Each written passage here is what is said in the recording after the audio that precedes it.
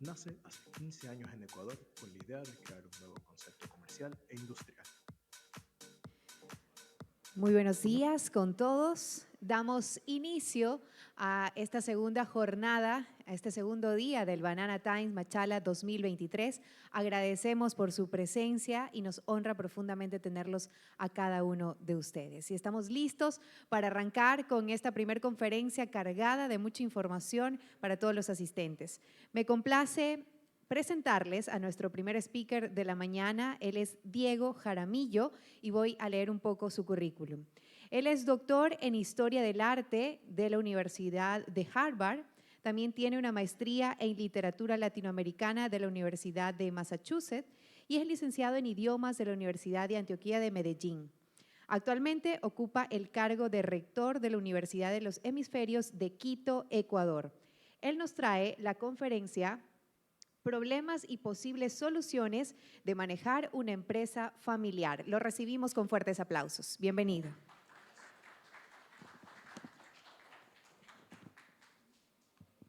Muy buenos días. Para la Universidad de Hemisferios y el IDE Business School es un gusto estar aquí y sobre todo pues hablarles de algo que va a representar no solamente sostenibilidad, sino que seguramente a muchos los aterrorizará, ¿no?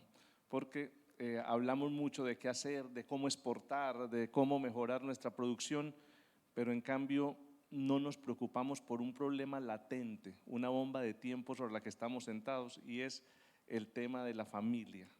Entonces, un poco voy a hacer una introducción de qué es lo que estamos viviendo y a qué nos estamos enfrentando, y después les daré algunas cifras de una investigación fresquita que estamos recién recolectando.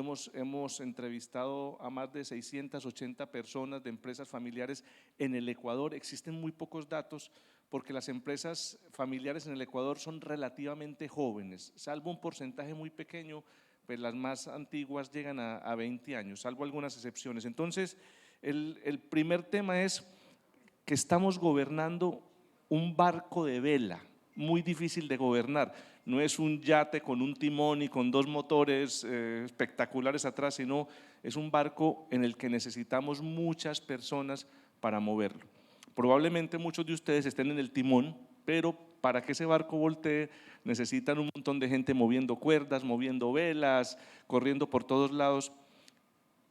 Y esas personas tienen distintas motivaciones. Es decir, en ese barco he puesto un barco pirata. No quiere decir que las empresas de ustedes están rodeadas de piratas, ¿no es cierto? Pero he puesto como una tripulación difícil de gobernar. Entonces ahí tienen ustedes unas personas a las que solamente les importa la plata, ¿cierto? Están por plata. Yo les he prometido que los voy a hacer ricos y están ahí esperando a que yo les dé plata o a que yo me muera para subir a ese cargo donde se van a hacer muy ricos. Hay otros que están por la pasión y porque esta empresa es de mi familia y tengo que sacarla adelante y este es un legado de mi papá o de mi abuelo. Y hay otros que además del dinero, además de esa motivación de la familia, quieren aportarle a la sociedad, quieren generar empleo, quieren hacer las cosas bien. Y muchas de esas personas que están ahí con esas motivaciones, porque tenemos de todo, dependiendo la empresa que tengamos, pues hay una motivación que prima más que la otra. Muchas de esas personas son familiares nuestros, o son nuestros hijos, o son nuestros padres, o son hermanos, o son tíos, o son primos, y ahí se va complicando la cosa. El problema es que a veces se nos olvida qué es lo que realmente tenemos que hacer. Me voy a enfocar un poco desde el punto de vista directivo y después me iré metiendo a las otras alternativas. El error que cometemos con mayor frecuencia los directivos, los empresarios, es que le damos la espalda a la tripulación porque creemos que nosotros hacemos muy bien todas las cosas, ¿cierto? Hay alguien que está moviendo las velas y yo voy suelto el timón, le digo quite, que si yo no aquí no muevo las velas, nadie más las mueve, y le doy la espalda a la gente que está conmigo. No podemos desatender la parte estratégica. Realmente lo que nosotros hacemos está resumido en esas tres letritas. O sea, lo que hacemos como directivos, lo que podemos hacer verdaderamente bien es eso. Hay muchas cosas que pueden hacer los demás, muchas cosas en las que podemos contratar, pero ser los mentalizadores, ser los emprendedores, ser los que somos capaces de echar a andar la organización todos los días, requiere de esas 3 letras. La primera es trazar objetivos. Y se van a dar cuenta de una preocupación que aparece cuando hablemos de la parte estratégica. Trazar objetivos significa saber para dónde voy y ser capaz de mirar a largo plazo. Yo no quiero ser fatalista. En estas charlas los conferencistas nos volvemos muy fatalistas hablando del gobierno, del entorno, de lo que está pasando, pero en esta década que estamos viviendo, o sea, estos años que nos faltan hasta el 2030, vamos a tener más cambios que a principios del siglo XX.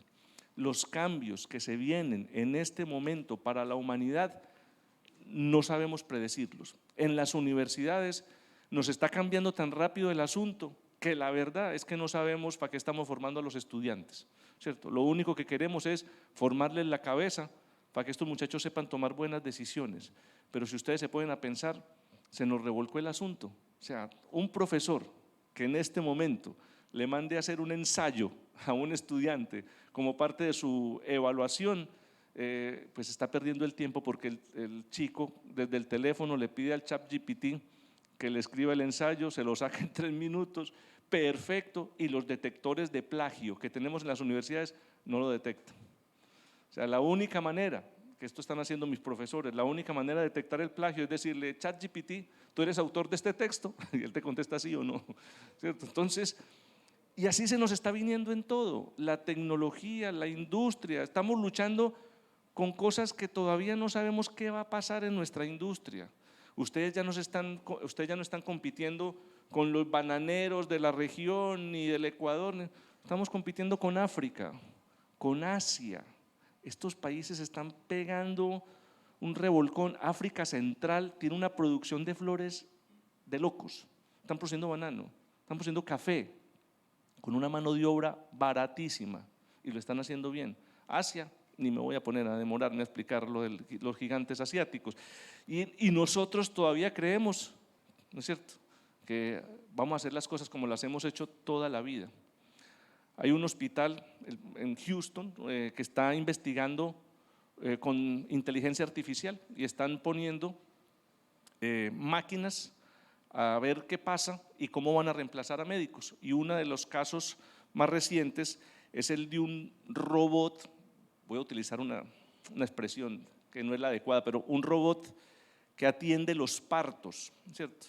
Y entonces bajaron los índices de mortalidad en recién nacidos o en mujeres que estaban dando a luz en temas complicados, porque esta máquina, este aparato, pues veía por dentro el vientre, podía resolver lo que iba a pasar, y cada vez que atendía más partos se volvía más inteligente, se volvía mejor, resolvía más las cosas, hasta que hace un par de meses detectaron que estaba dejando morir un bebé, o sea, no estaba atendiendo bien el parto de una mujer joven, y entonces pararon inmediatamente la máquina, y cuando el niño nació era un niño que venía con defectos, con necesidades especiales, porque acuérdense que estas máquinas funcionan con algoritmos, ¿no es cierto? Los algoritmos son matemáticas, y la matemática le dijo a la máquina que tenía que traer niños bien al mundo, y la máquina decidió que era bien y que era mal. Entonces, no estamos lidiando solamente con la tradición y con lo que hemos visto hasta hace pocos años, estamos lidiando con cosas que no sabemos qué son, ¿cierto? Ni sabemos cómo las vamos a manejar, ni sabemos cómo las vamos a predecir. Entonces, el primero es trazar objetivos. Oiga, si no están planificando, al menos a mediano plazo, estamos fritos. La segunda es comunicar, le tengo que decir a mi gente lo que tiene que hacer. Y esto entiéndase bien, no es que cuando digo esto siempre me dicen: oye, pero yo contrato gente que ya sabe lo que tiene que hacer. Es que vamos a hablar de familia y yo le tengo que decir exactamente a mi familia, a las generaciones que vienen abajo, cómo es la sostenibilidad de esta organización. Si yo no transmito ese mensaje y lo dejo por escrito, vamos a tener líos. Y después les tiene que gustar aunque no trabajen en la empresa, porque vale, estamos construyendo una organización, me he esmerado, he dejado la piel en esta empresa y después quiero que todos mis hijos trabajen en ella, y yo tengo hijos que les gusta y otros que no les gusta. Si no le gusta a ninguno, algo raro está pasando.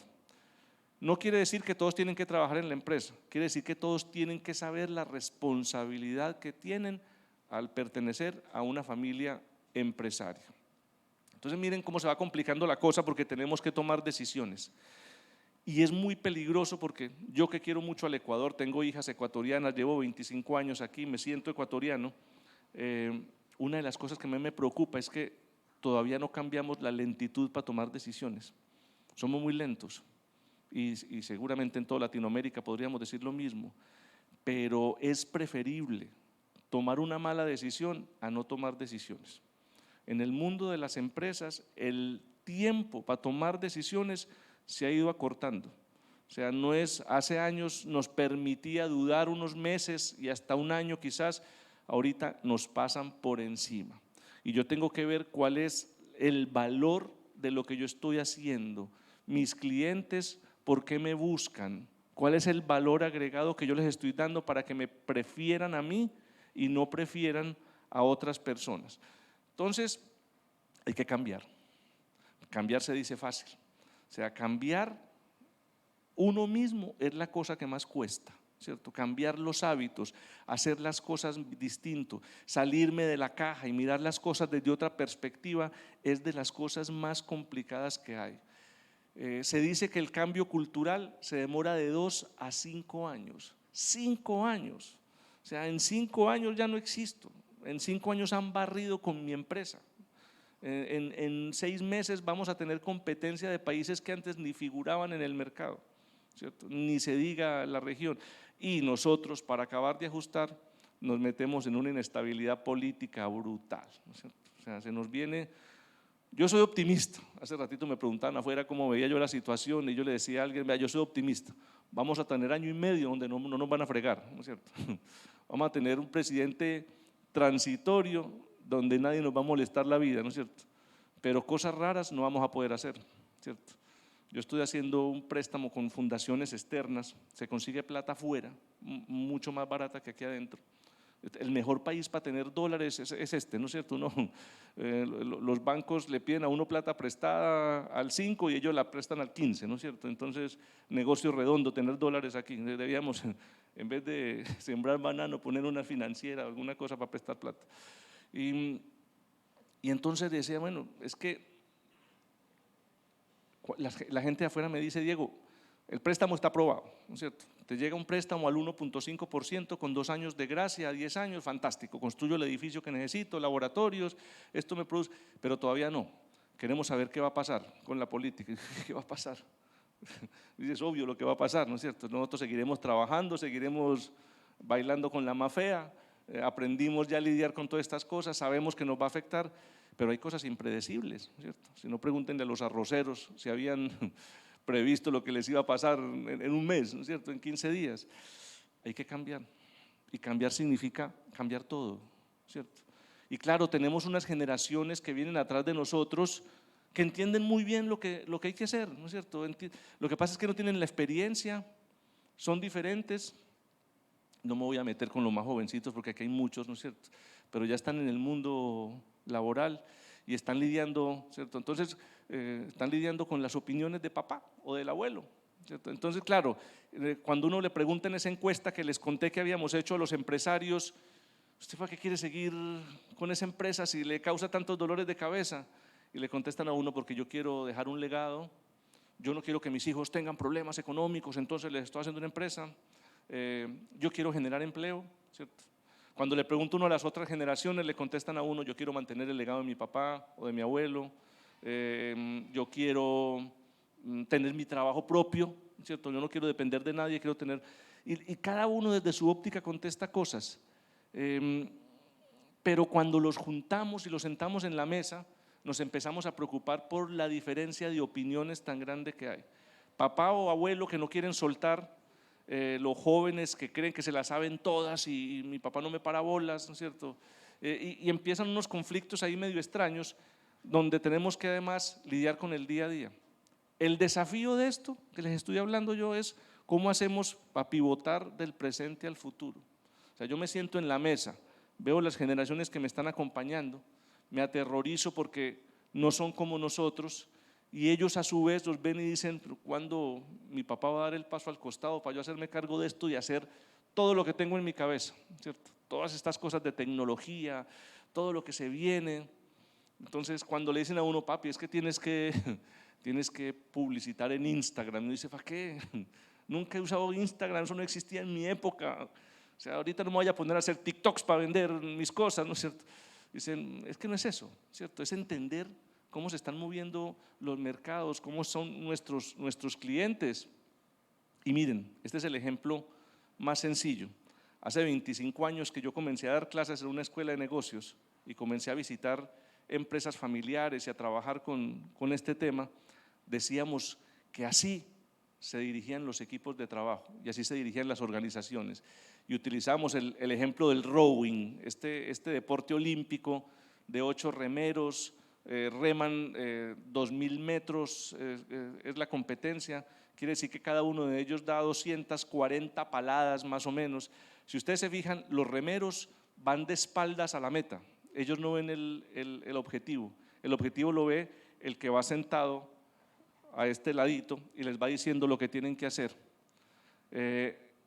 La particularidad es que cada uno tiene un remo para un lado, ¿cierto? Es decir, antes de estos, las personas tenían 2 remos, un remo en cada mano. Entonces, si había una persona que no se integraba al equipo o que no era tan buena, yo remaba el doble. Y como tenía 2 remos, el bote marchaba.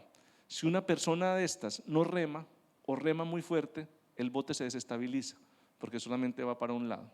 Y van siguiendo las órdenes que les da esa persona que les dice remen, ¿cierto? Bueno, esto es mucho más profundo porque las posiciones son distintas, hay uno que es timonel, yo no sé qué. El estratega se queda afuera. En la época anterior a ellos, el estratega iba adentro, ¿cierto?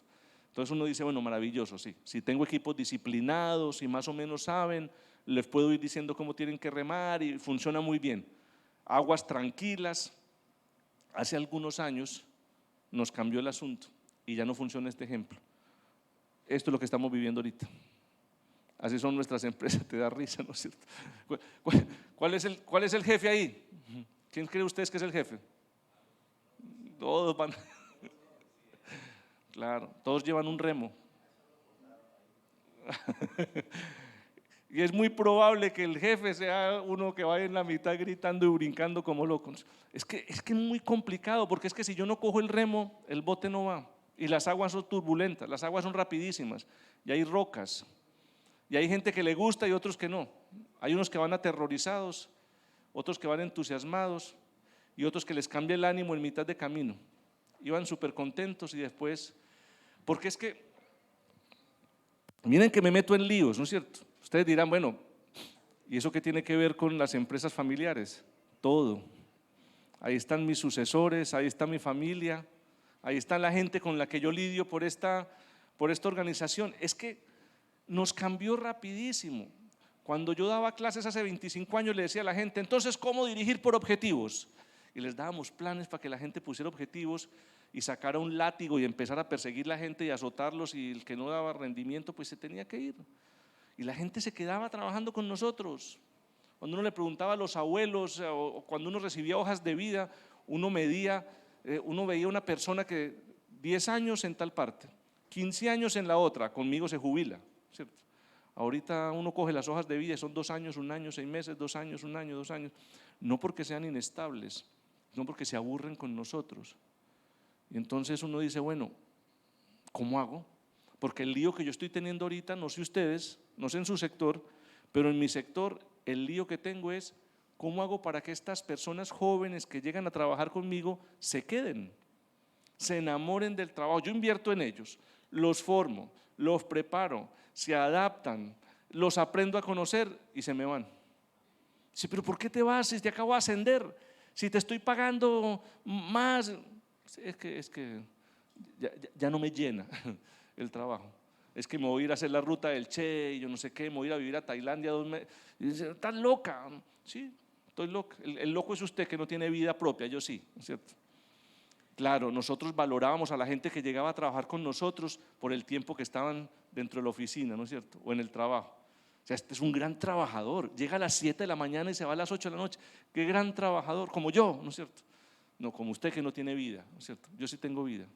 Yo salgo a las 5 de la tarde, porque me voy al gimnasio, ¿cierto? Porque tengo que darle comida a los gatos, porque me voy a hacer clases de teatro y de origami, de lo que sea, porque tienen vida propia. Y entonces empezamos a lidiar con estas cosas porque jamás en la historia de la humanidad se había sentado gente tan distinta en la misma mesa. Antes éramos muy parecidos. Es que yo era muy parecido a mi papá y mi papá se parecía mucho a mi abuelo, ¿cierto? Nos vestíamos parecido, pensábamos parecido, teníamos objetivos muy parecidos, éramos contestatarios, la última generación, ¿no es cierto? No nos gustaba que pero éramos muy parecidos. Entonces ahorita nos dijeron, ¿sabe qué, Diego? Ya no puede dirigir por objetivos solamente, tiene que dirigir por generaciones. ¿Generaciones? Sí, es que le está llegando gente distinta a su organización, o hay gente distinta en su organización que a veces ni entre ellos se llevan, ¿cierto? A veces ni entre ellos se entienden, y además de eso tengo que dirigir por competencias. O sea, quiere decir que dirijo distinto a las personas. Hay personas que aguantan, hay personas que las pincho y rinden más, hay otras que les tengo que dar una palmadita en la espalda, hay otras que le doy una palmadita en la espalda y se enojan. A mí déjeme tranquilo, pues no, o sea, no, ¿qué querrá de mí, no es cierto? Y entonces esto va a sonar cliché, pero estamos lidiando con personas distintísimas. Yo en mi directorio y en algunos directorios que estoy, tengo personas baby boomers, abuelos que ya están retirados de la parte laboral, pero que lo hacen muy bien, opinan mucho y tienen mucho conocimiento. Tengo esta otra generación que sigue, ¿no es cierto? Los tradicionales, que todavía se ponen saco y corbata para ir a las reuniones, llegan a tiempo, ¿no es cierto? Todavía leen los periódicos de papel, ahí se empiezan a reír los jovencitos, los periódicos de papel. Los bancos están en un lío, porque están mandando las cuentas digitales y los abuelos todavía quieren tener el papelito en la mano.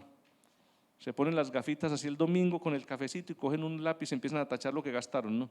Entonces los más jóvenes dicen, qué bobada, papá, si eso está en el teléfono. No, es que a mí me gusta subrayar, ahí también se puede, papá.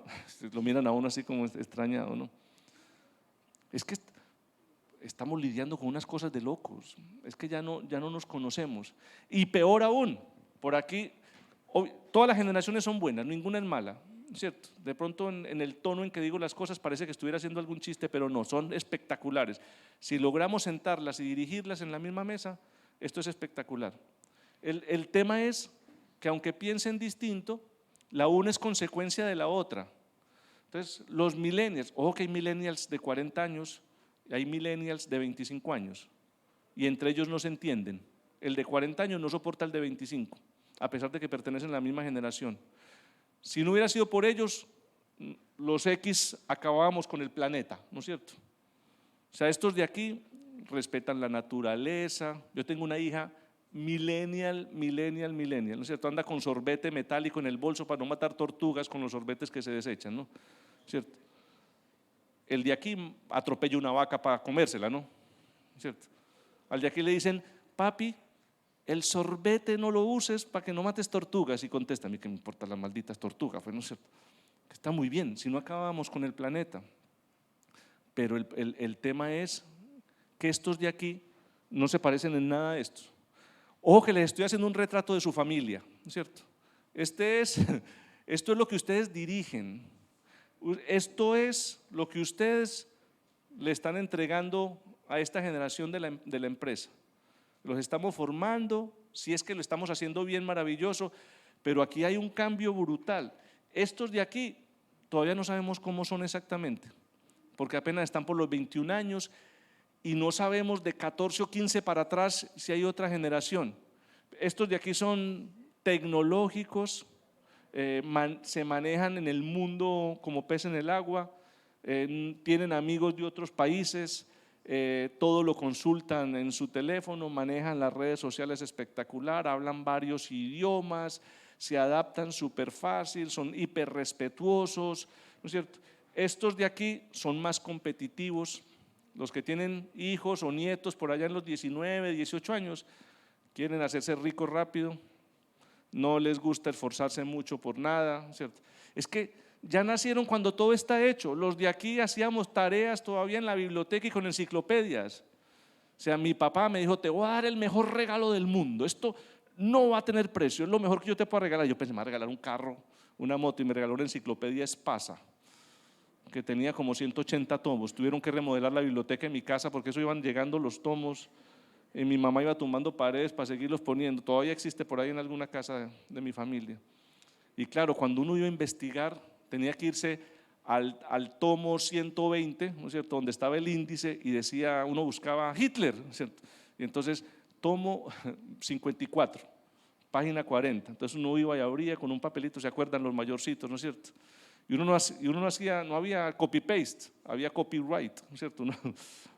Uno copiaba a mano y hacía las tareas ahí, buscaba, ahorita Google, ¿cierto?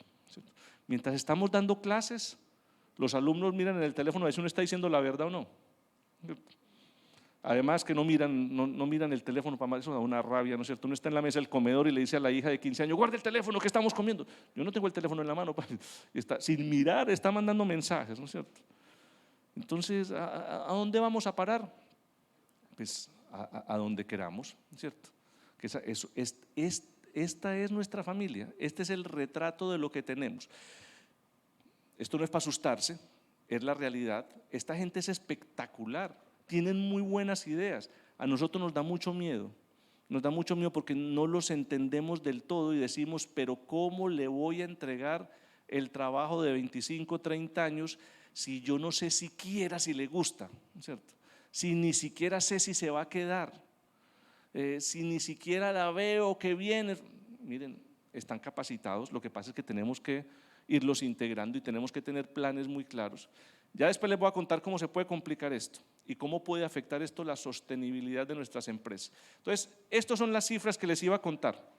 En el mundo, el 67% de empresas son familiares en el planeta, ¿cierto? Esto quiere decir que hay un 67% de compañías que son manejadas por familias o que pertenecen a familias. En Europa es muy común que algunas empresas familiares son manejadas por externos.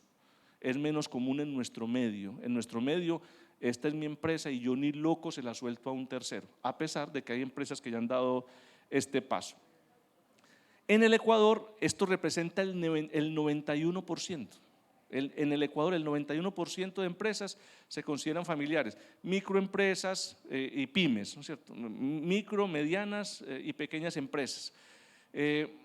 Representan el 40% del valor agregado bruto y le damos empleo al 90% de personas económicamente, que aportan económicamente, ¿no es cierto?, en edad de aportar, al 90%.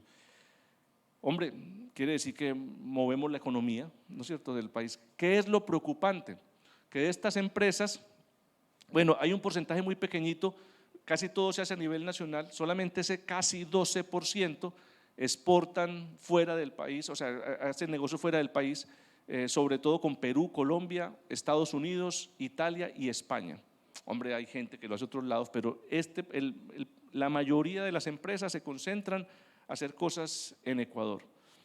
Esto se los digo y hago comillas porque tenemos que empezar a mirar fuera de la caja, ¿cierto? Si no, esto en algún momento va a tener límites y vamos a salir. Pero hay cosas preocupantes. De estas empresas, de este 90% de empresas en el Ecuador, solo el 12% llegan a la tercera generación. Esto es muy grave, ¿eh? Porque si el 90% de empresas en el Ecuador son familiares, quiere decir que casi el 90% de ellas va a desaparecer en la próxima década. Entonces, estamos hablando de sostenibilidad, ¿no? Estamos en una feria y seguramente hoy va a haber varias conferencias de estos temas. Pues yo les estoy diciendo que si no le paran bolas a este asunto, las empresas mueren. Solamente el 4% llegan a la cuarta generación. En el Ecuador la mayoría de las empresas son muy jóvenes, oscilan por edad por los 20 años. Hay porcentajes muy interesantes en esta investigación.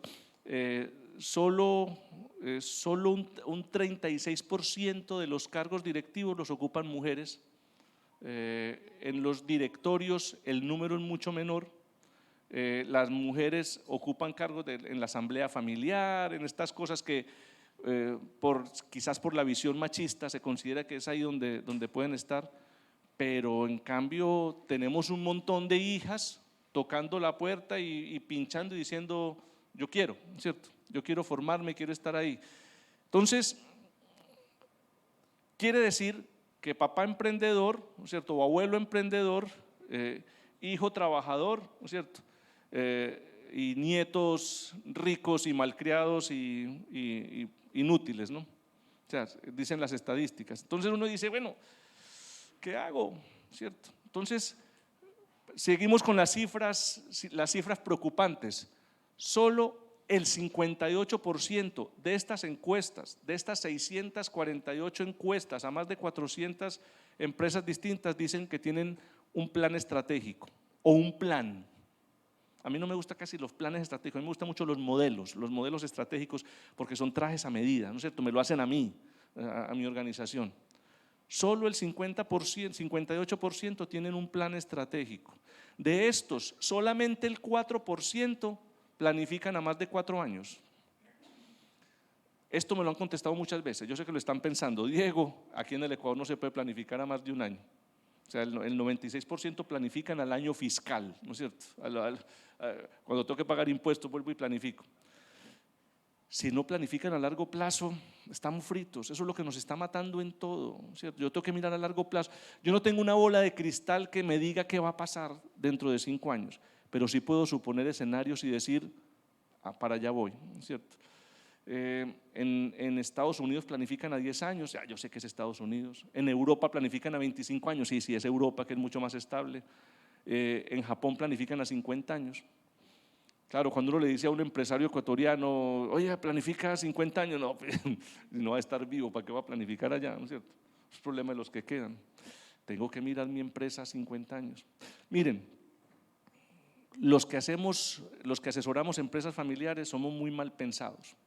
Somos los tipos más perversos del planeta, porque siempre pensamos mal hacia adelante.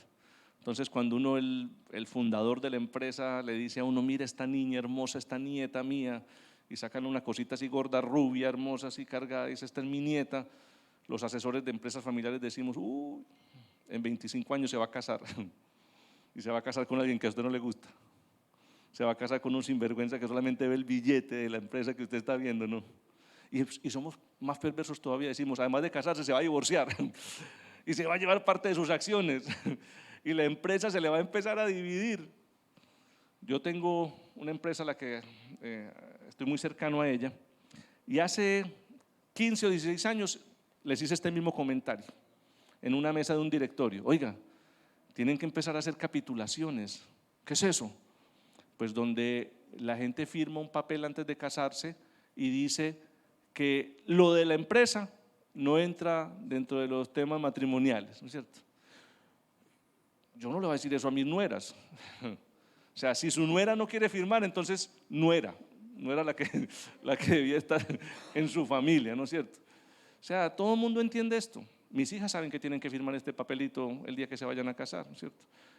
No porque se vayan a casar con malos tipos, porque la empresa familiar, pequeña, buena, grande o no, tiene que seguir pasando a sus hijos y a los hijos de los hijos.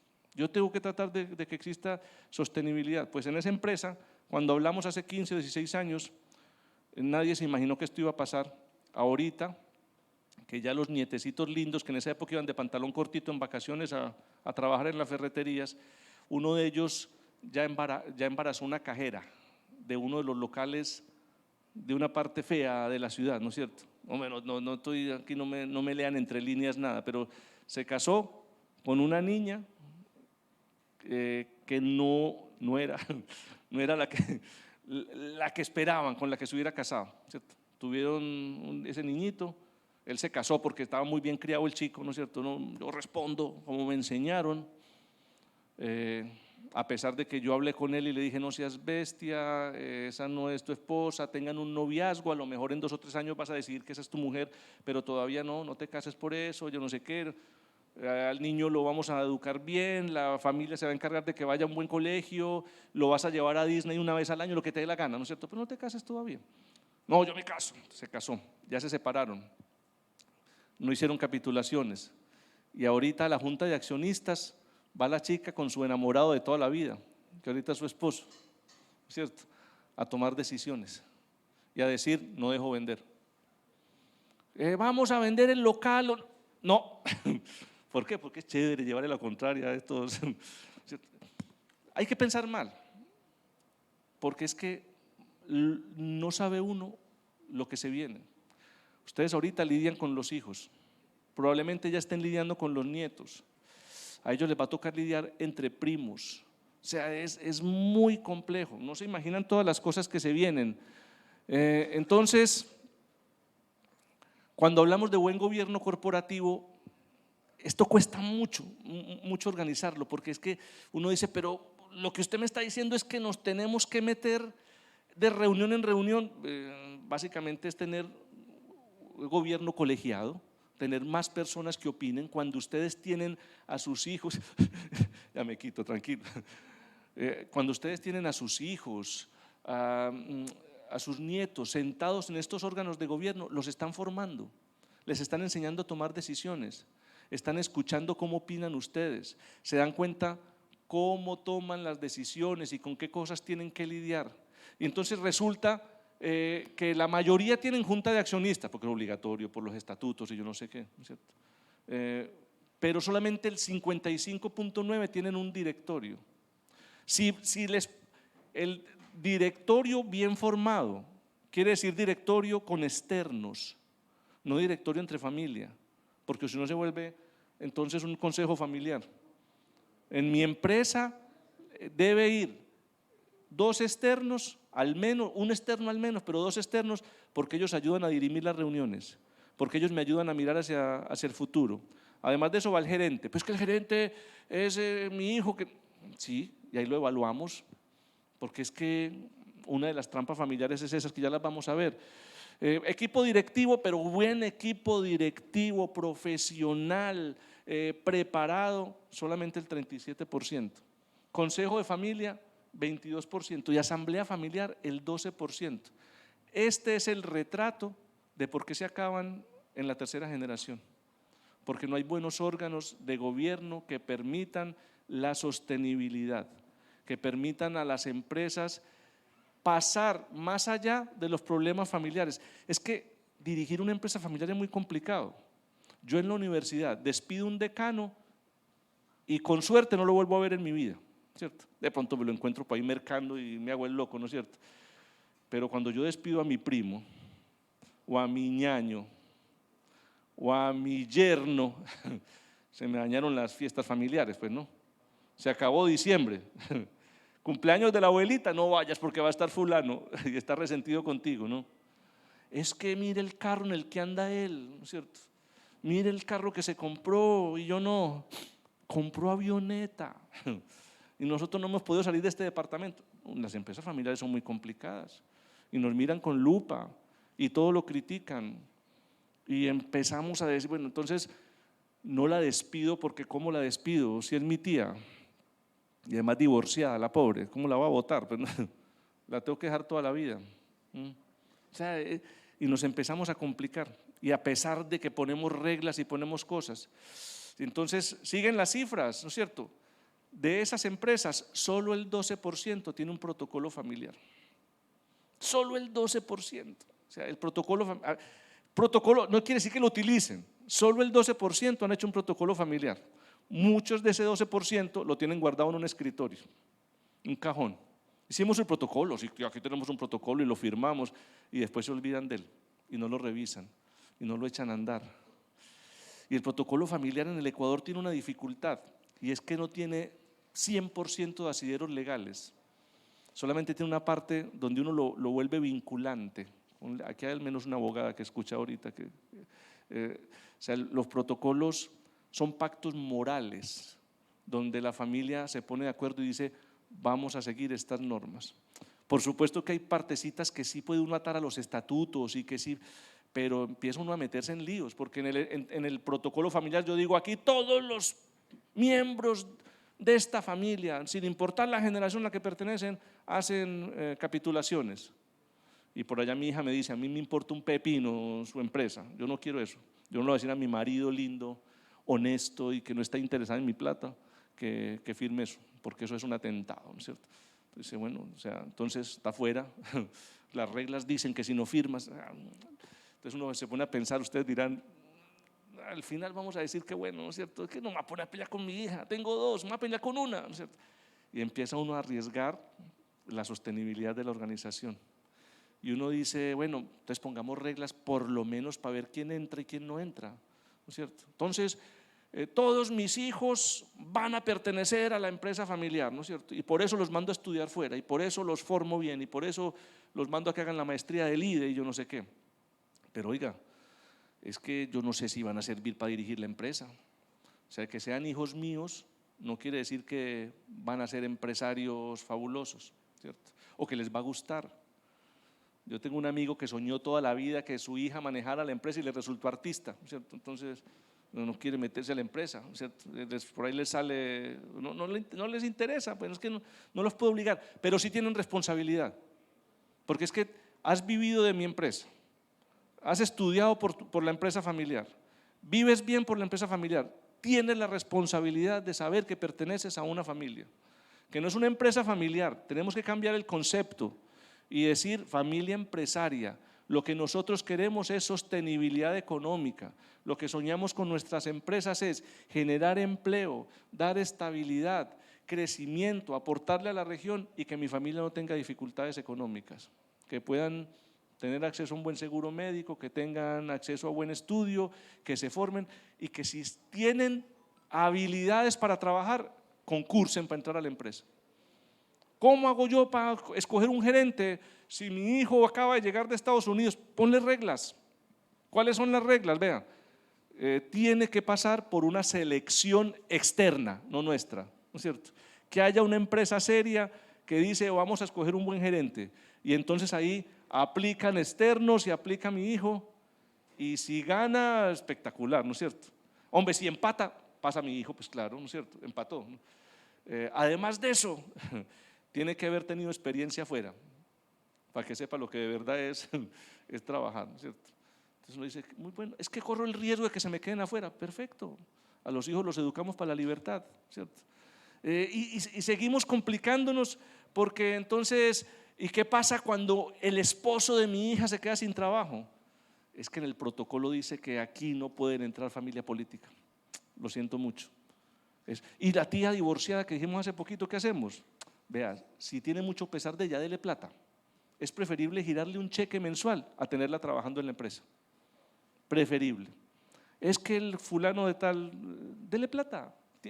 Dele con qué, ¿no es cierto? Mérquele, páguele el arriendo, pero no lo meta a la empresa, por favor, que ese es el peor daño que hacemos siempre, porque las empresas deben ser profesionales. Nuestras empresas tienen que tener capacidad de salir adelante, ¿no es cierto? Y solo el 15% tiene planes de sucesión. Y aquí yo sé que estoy metiendo el dedo a la llaga, ¿no es cierto? Solo el 15% han dicho cómo formo el staff directivo que se me viene a futuro, desde cuándo, cuánto necesita un buen directivo para hacerse cargo de mi organización, cuánto tiempo necesita mi hija al lado mío para decir que está lista para dirigir la empresa. Bien hecho, ¿no es cierto? Con reglas. Diego, pero es que yo tengo 9 hijos, ¿qué hago? Tiene que hacer un plan de sucesión para que realmente ocupe el cargo el idóneo, no el mayor, no, el idóneo. Yo no sé si es el mayor, el del medio o el menor, ¿cierto? Pero es el que sea capaz de entender este asunto, no solamente la empresa, que entienda este asunto de dirigir una empresa familiar, porque al pobre no le estoy donando ni le estoy dando un legado, le estoy dando un problema. Mi hijo lindo, yo ya me voy a retirar, el correo me lo manda a Tailandia, donde voy a estar en calzoncillos día y noche, ¿no es cierto? Y usted vaya, peleese con sus hermanos, ¿no es cierto? Se acaba la empresa. Tercera generación, acaban con la empresa. Entonces hay un montón de trampas familiares en las que no pueden caer. La primera trampa familiar es pensar que ser miembro de la familia me hace idóneo para dirigir la empresa. O sea, es que yo soy el hijo mayor. No, la empresa la dirige el que tenga capacidades, la organización la dirige el mejor, no necesariamente mi hijo. Es que mis hijos ninguno verá, apenas están en formación, entonces búsquese un externo, porque es que la empresa tiene que dar resultados económicos y tiene que ser sostenible. La empresa no es el sitio donde los muchachos tienen trabajo cuando se quedan desempleados, no, es una empresa, tiene que dar resultados. Primera trampa, creer que ser miembro de la empresa me hace idóneo para dirigirla. La segunda, confundir los temas de flujos económicos. Entonces, hombre, si alguno de ustedes lo está haciendo, no tengo nada contra nadie, pero es muy común en las empresas familiares que el dueño, el fundador que la maneja, no tiene sueldo. No tiene sueldo. Y entonces, ¿cómo merca? No, pues la empresa paga el mercado, me paga la tarjeta de crédito. Y el carro, no, lo compra la empresa. ¿Y la casa cómo la construyó? Con plata de la empresa. Entonces, y cuando la tía se enfermó, de ahí giramos un cheque. Entonces, otra trampa es confundir los temas económicos. La tercera trampa es confundir los lazos contractuales. Es que mi hermano, ¿cómo lo he hecho? Es que es mi tía, ¿cómo la dejo en la empresa? Y empiezo a enredarme la vida. Y la cuarta, son 5, la cuarta es no tener un plan de sucesión, pensar que voy a durar toda la vida, no pensar en que en algún momento yo tengo que soltar esto, y que es más, hay personas que la van a dirigir de manera diferente, no como yo, pero que lo van a hacer mejor. Es que a nosotros nos da muy duro, es que hemos hecho esto toda la vida, hemos trabajado muy duro, es que entiéndannos, hijos que hay aquí, ¿no es cierto? Hijos o nietos, entiéndannos, es que esto lo sufrimos desde cero, es que lo que ustedes conocen ahorita de grandes oficinas y de plantaciones gigantescas, así no era, ¿no es cierto? Cuando empezamos no era tan sencillo y sin embargo nos ha tocado, ¿no es cierto? Nos ha tocado desde cero. Entonces, la quinta y la más peligrosa de todas es pensar que a mí no me va a pasar ninguna de estas trampas, que a mí no me toca esto. No, es que Diego, lo que usted dice, no se preocupe que eso no pasa. Y entonces me acuerdo de un amigo que yo tuve hace muchos años que decía que es como un tipo que se tira de un 10º piso y cuando va por el 5º dice, hasta ahorita vamos bien porque no me ha pasado nada. El hecho de que ahorita estén bien no significa que esos problemas no se les vinieron encima. O sea, ¿qué va a pasar con la organización? ¿Cómo se van a comportar cuando nosotros no estemos? ¿Qué pasa si yo me hago a un lado y los dejo? Los voy probando, voy ensayando, voy escuchando las ideas que tienen nuevas. ¿Qué pasa si del otro lado las otras generaciones dicen, oye, es que la verdad es que mi abuelo es chocho y mal geniado y yo no sé qué, pero qué bestia todo lo que ha hecho, ¿no es cierto? Mira a dónde ha traído todo esto. Y entonces resulta que es que hay 3 ámbitos, ¿no es cierto?, donde fluye ahí la empresa, donde se mueve la empresa, y es que por un lado está la familia, por un lado otro lado está la propiedad y por el otro lado está la empresa. Y hay unos círculos donde confluyen, donde se juntan, ¿no es cierto? A veces soy de la familia y soy familiar gerente, otras veces tengo acciones y soy propietario gerente, otras veces simplemente soy familiar y propietario y me invitan por allá a una junta de accionistas, y otras veces soy familiar, propietario, gerente, y cada uno de esos ámbitos tiene complicaciones. Cada uno de esos circulitos donde se juntan es más problemático. Es que miren, cuando yo tengo un gerente que es externo, que no está metido en ninguno de estos círculos, sino que está aquí, y el gerente no me da resultados, yo lo despido y no pasa absolutamente nada. Por allá habrá alguien que dice qué pena, cómo era de buena gente, y se acabó el lío, ¿no es cierto? Pero cuando me meto a los círculos del medio y despido a alguien, tengo unos líos malditos, ¿no es cierto? Entonces, vamos a ir terminando, porque les prometí que iba a haber soluciones y ahorita solamente los he aterrorizado, ¿cierto? Pero sí hay formas, ¿cierto? Hay formas. Por eso puse eso de liderazgo consciente, porque es que hay que tener clarísimo lo que puede pasar con mi organización. Tengo que tener muy claro cómo es mi familia. Eso no tiene nada de malo. Nosotros sabemos cómo son nuestros hijos y a pesar de que sabemos cómo son, a veces los ponemos a dirigir las empresas, a pesar de que sabemos de qué pata cojean, ¿cierto? Es que así somos las familias, nos queremos mucho, somos muy buenos, pero a veces confundimos las cosas, ¿cierto? No por malos, sino porque queremos hacer las cosas bien. Y entonces la primera acción que ustedes tienen que hacer es conectar a sus familias con la organización. Hay muchas formas de hacerlo. Una de ellas es, aunque no vayan a trabajar, aunque yo ya sé que esta niña o este niño no van a ser empresarios, este va a ser pianista o lo que les dé la gana, ¿no es cierto? Va a ser médico y mi empresa es de banano, ¿qué va a hacer ahí? ¿No es cierto? Sería frustrarlo. Tengo que conectarlos y se conectan llevándolos a hacer pasantías desde chiquitos a la empresa, que entiendan, que sepan que pertenecen a una familia que tiene una organización, que entiendan qué es lo que más les importa a ustedes, cómo se trata la gente, cómo se manejan los empleados, qué esfuerzos hacen. A veces les ocultamos muchas cosas, no les contamos todo lo que sufrimos y las cosas por las que pasamos. Ellos tienen que enterarse que esto no es fácil y que ha habido mucho sufrimiento detrás. Hay que contarles la historia. Escriban la historia de la empresa familiar, porque esto se olvida en las demás generaciones y se olvidan los sacrificios que han hecho los abuelos, los padres. Conectarlos también es decirles, vea, estas son las reglas de juego, tenemos un protocolo, lo pongo sobre la mesa y lo tenemos que cumplir y nos reunimos para revisarlo y lo vamos cambiando, porque los conecto con la realidad y le digo, estas son las condiciones para que trabajes aquí y a esto tienes derecho, ¿no es cierto? Después los tenemos que involucrar, que tomen decisiones o que apoyen las decisiones o que escuchen las decisiones, que vayan a los órganos de gobierno, que nos escuchen decidir, que viajen con nosotros, que se sienten a escuchar las decisiones que tomamos, porque es que si no, no van a entender. A veces les pedimos que entiendan, pero nunca los hemos llevado a que participen. Los tenemos que formar, tienen que formarse, tienen que estudiar. Tenemos que invertir en la educación. Lo mejor que podemos hacer es tener un fondo que sale de las utilidades cuando sobra, ¿no es cierto? No es que siempre lo doy, cuando sobra, pues pellizco por allá de un ladito y digo, esto es para formación.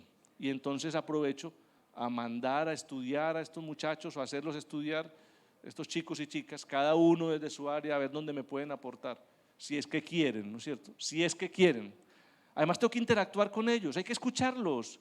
Cuénteme qué cosas están haciendo y cómo lo harías y esa cosa tecnológica para qué me sirve y esto que estás diciendo cómo lo aplico, ¿no es cierto? Porque es que hay cosas muy interesantes. Yo he escuchado en los directorios que opinan y uno dice que bestia, o sea, es otra visión del mundo, ¿no es cierto? El mundo está cambiando muy rápido y nos están pasando muchas cosas por encima, pero van a pasar más.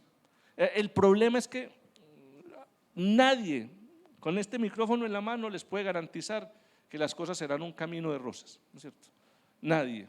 Lo único que yo les puedo decir es, se vienen momentos dificilísimos, en esos momentos dificilísimos se generan muchas oportunidades, ustedes decidirán si están del lado de los que van a estar fracasados o van a estar del lado de los que dicen, yo me subí a la ola y la aproveché, ¿no es cierto? Además de esto, hay que evaluarlos. Todos los miembros de la familia que trabajen en la empresa deben ser evaluados, igual que cualquier persona que trabaje en la organización. Y tienen que saber las consecuencias de no ser bien evaluados. Tienen que saber qué pasa si sacan una mala evaluación, ¿cierto? O evaluaciones formativas, porque es que no, como es mi hijo, además mi hijo yo lo nombré gerente, ¿cómo lo van a evaluar? Eso es un irrespeto. No, irrespeto es que él esté ahí sin nadie que le ayude a mejorar y que le diga dónde tiene que mejorar. Y además hay que proyectarlos, porque es que veámoslo desde el otro punto de vista, veámoslo como fundadores de organizaciones.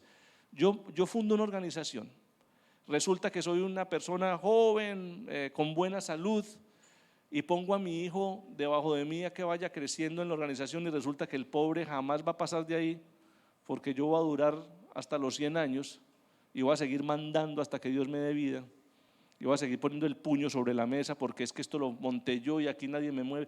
Es que es muy difícil.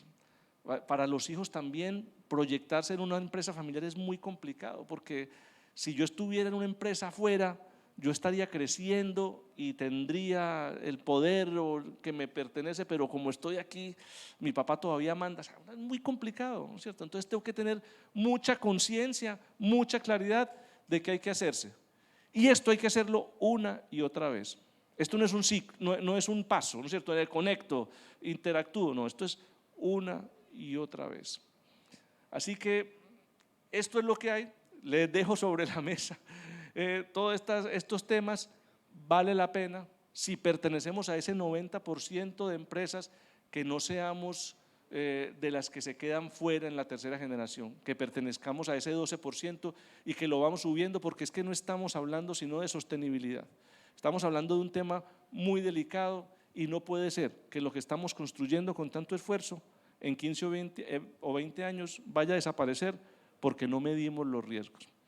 Así que estoy abierto a alguna pregunta, a algún comentario, y si no, pues les agradezco muchísimo, muchísimas gracias. Felicitaciones a todos por lo que están haciendo. Muchas gracias, muchas gracias.